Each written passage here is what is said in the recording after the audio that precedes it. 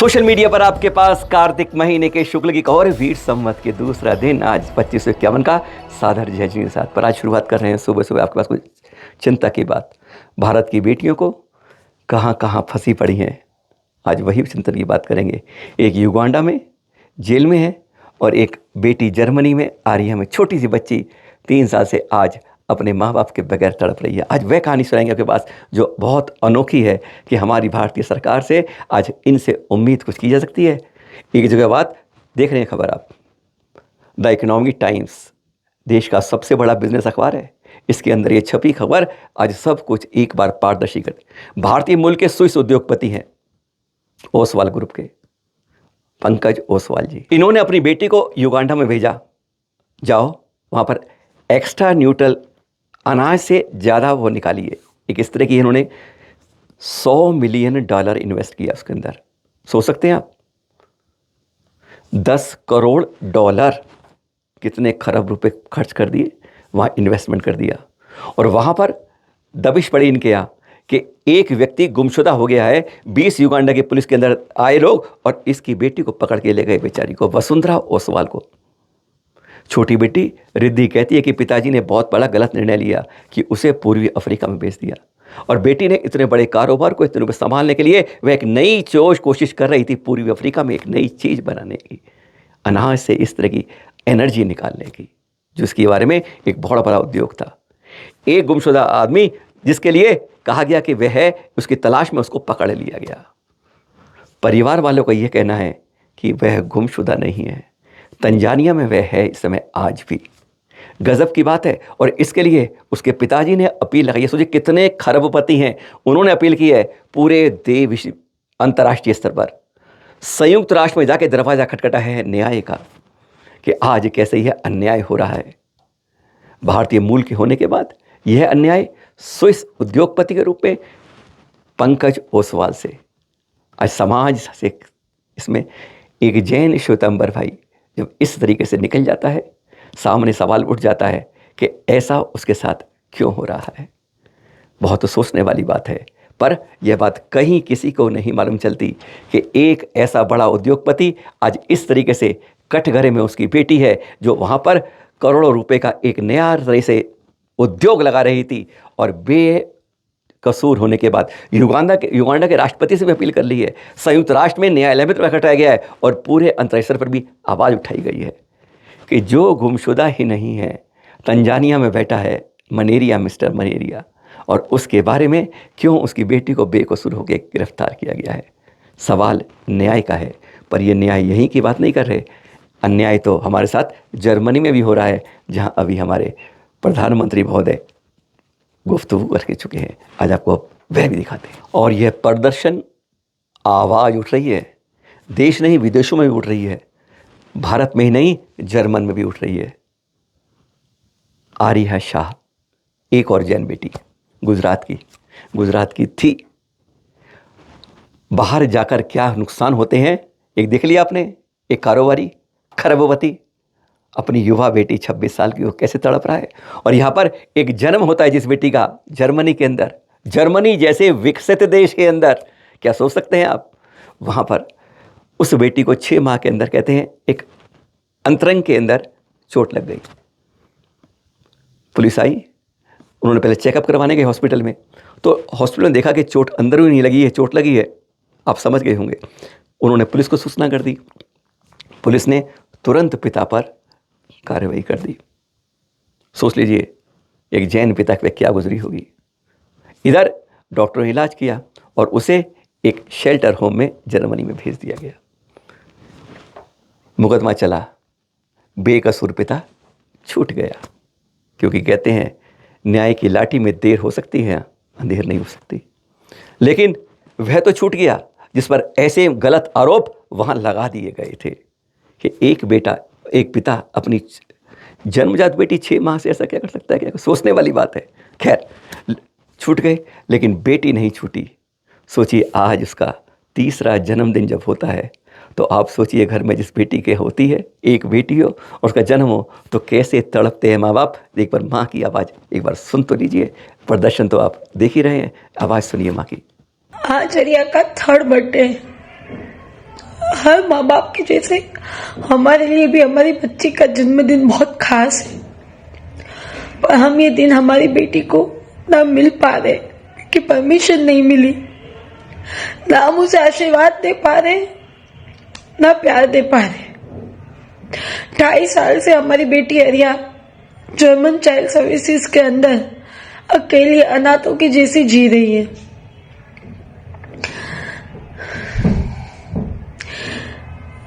अपनी बच्ची को ये लाइफ हम नहीं देना चाहते। विदेश मंत्रालय प्रयत्न कर रहा है, पर अभी तक कोई रिजल्ट नहीं है। मोदी जी, केवल आपके ही आशीर्वाद से हमारी बेटी भारत जल्द से जल्द वापस आ सकती है। प्लीज, आज मेरी बेटी 3 साल की हो गई, उसे जल्द से जल्द भारत लाने में मदद कीजिए। केवल आपके ही आशीर्वाद से अरिया भारत ला सकती है। प्लीज मोदी जी, सेव अरिया। प्लीज मोदी जी, रिपाट्रिएट अरिया, प्लीज। पिता मजबूर है कि वहां काम कर रहे हैं जर्मनी में, और मां एक एक का दरवाजा खटखटा रही है। एक एक संत का, एक एक सांसद का, विधायक का, पहुंचने वाले का, ना पहुंच वाले का, कहां कहां नहीं पहुंची है वह, नहीं समझ सकते। हमसे भी बात हुई उस बेचारी की, भाग दौड़ करती थी, यानी 10 मिनट उस पर फुर्सत नहीं है। क्यों? कहीं कुछ काम कर रही है? नहीं, कि उसे मालूम है कि 11 मिनट बाद उसे इस जगह पहुंचना है, उस जगह अपनी गुहार लगानी है। ऐसे कोई मंत्री नहीं छोड़े, ऐसे कोई पहुंच वाले सांसद नहीं छोड़े, उसने हर के पास जाके गुहार लगाई माँ ने। और ये प्रदर्शन, जब भी आवाज़ होती, 10 लोग इकट्ठे होते, तो वह उस आवाज़ के लिए साथ में खड़ी हो जाती। पूरे देश में मुहिम चली, अनेकों संतों ने उद्बोधन किया, अनेकों संतों के पास पहुंची, क्योंकि उस पर आज भी विश्वास है। कहाँ शाकाहारी अहिंसा का पालन करने वाले, वहाँ मांस और वह खा रही है, आज बेटी को खिलाया जा रहा है। कोई जर्मनी में शाकाहार से मतलब नहीं बैठता है। जिस बेटी को जैन संस्कार मिलने चाहिए, उसे ऐसे संस्कार दिए जा रहे हैं। आज लगभग 3 साल हो जाएंगे अब उसको बदले हुए, माँ बाप से छोड़े हुए, एक बेटी के साथ। कहाँ कहाँ आवाज़ लगाई, इसकी आवाज़ संसद तक में घूमी, संसद तक में उठी, प्रधानमंत्री से अपील भी की। अभी मिले भी थे प्रधानमंत्री। उम्मीद थी कि कम से कम एक जैन बेटी के लिए शायद ये एक आवाज़ देनी है उन्हें, और ये काम हो जाएगा। क्योंकि अन्याय की यहाँ की लाठी कब तक बच पाएगी, इंतजार यह हो रहा है। देखिए जरा, जब संसद में आवाज़ उठी थी तो कैसे उठी थी, देखिए। सभापति महोदय, 3.5 साल की ये बच्ची 7 महीने की थी, तभी से जर्मन के फोस्टर केयर में उनसे माता पिता से छीन लिया है। आरोप लगाया है कि माता पिता ने बच्ची को चोट पहुंचाई।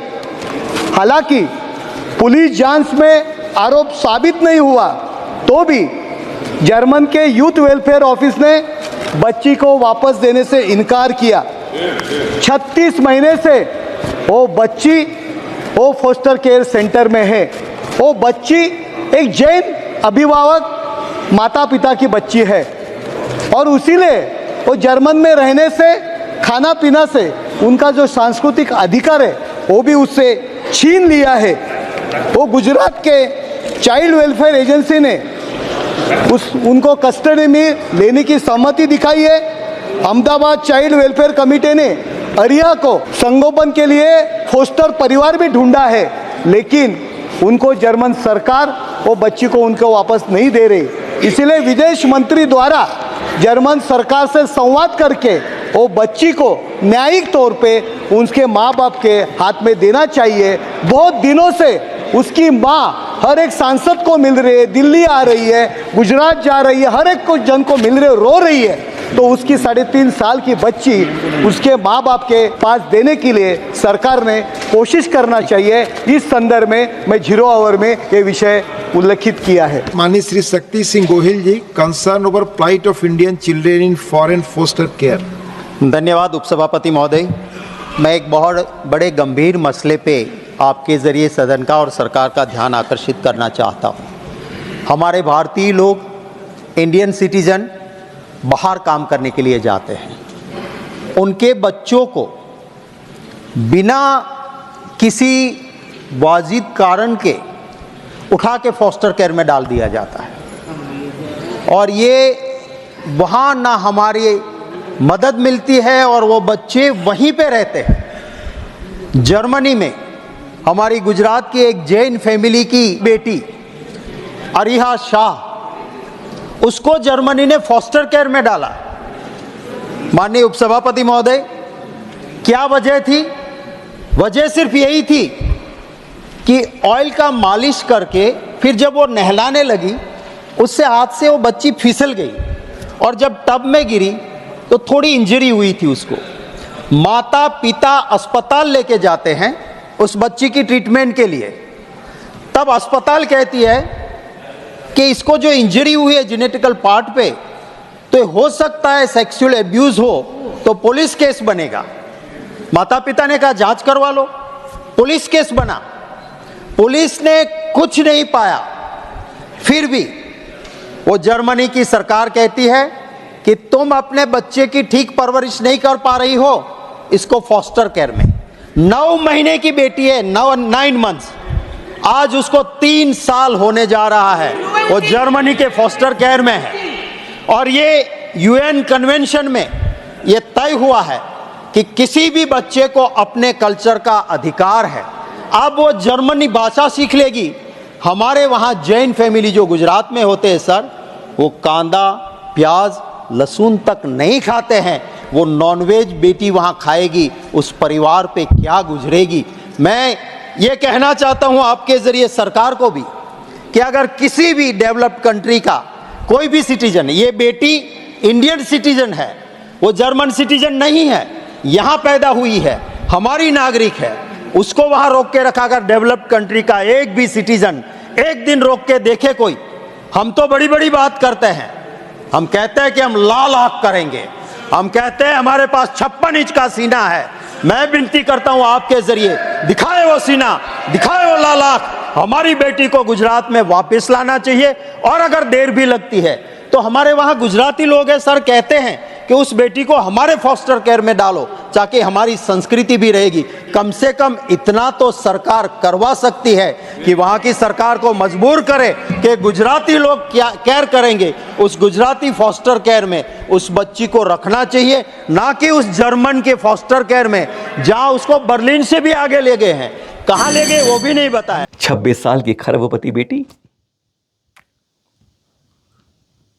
वसुंधरा ओसवाल और 3 साल की जन्म लेते ही माँ बाप से बिछुड़ने वाली आर्या शाह, ऐसी बेटियों के लिए आज एक बार फिर चलन महालक्ष्मी ने अपील की है। हमारा समाज क्या कर सकता है इसमें, राजनीति रसूखात वाले क्या कर सकते हैं अपनी बेटी को वापस लाने के लिए, अपनी बेटी को जेल से छुड़ाने के लिए, और एक बेटी को उस अनाथालय से छुड़वाने के लिए हम क्या कुछ कर सकते हैं।